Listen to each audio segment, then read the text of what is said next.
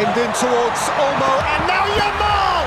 And Emi Martinez left a foot behind to make the save. Spain first to get their teeth into it, but Argentina can break, and Messi's on his way here. And Unai Simon,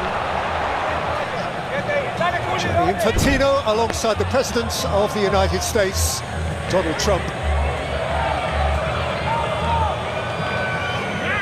Paul flicks it in with just enough.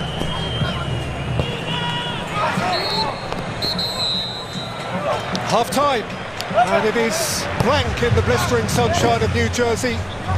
2026 World Cup final still to have its take-off moment.